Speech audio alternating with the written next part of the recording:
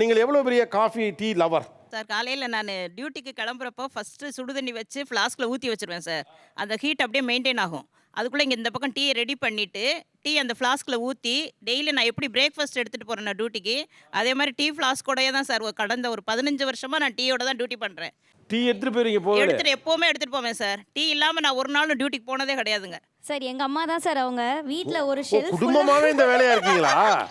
Sir வீட்ல ஒரு shelf வச்சிருக்காங்க சார். அசாம் டீ, அதுக்கப்புறம் ஊட்டி டீ, கோத்தகிரி டீ, அதுக்கப்புறம் குன்னூர் டீ, இந்த மாதிரி ஒரு ஒரு ஷெல்ஃப் வச்சிருக்காங்க சார். அது ஃபுல்லாவே அவங்க டீ தூள் மட்டும் தான் சார் அடிக்க வச்சிருப்பாங்க.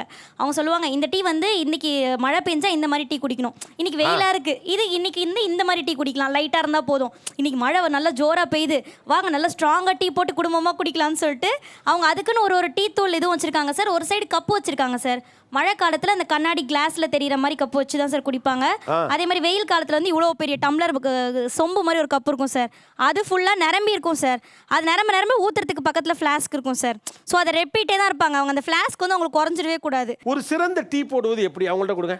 பாலிலேயே தண்ணிய மிக்ஸ் பண்ணி, அதுக்கப்புறம் நமக்கு எவ்வளோ டிகாஷன் எவ்வளோ ஸ்ட்ராங் தேவையோ, அந்த அளவுக்கு டீ தூள் போட்டு கொதிக்க விடணும். ஒரு சிலர் கொஞ்ச நேரம் கொதிச்ச உடனே எடுத்துருவாங்க. அப்படி குடிச்சா அது டீயே இருக்காது. அது நல்லா எசன்ஸ் இறங்கி, அந்த கலர் மாறி ப்ரவுன் கலர் வரணும் சார். நல்ல ஒரு டார்க் ப்ரவுன். அது வரைக்கும் கொதிக்க விட்டுக்கிட்டு சரி பண்ணிட்டே இருக்கணும். ஆமா. ஒரு ஸ்பூன் அதிலேயே வச்சிருவேன். வச்சுட்டு அதை கிண்டிட்டே இருப்பேன். அது நல்லா கொதிச்சு அந்த கலர் வந்து ஒரு ஆடை படரும் சார்.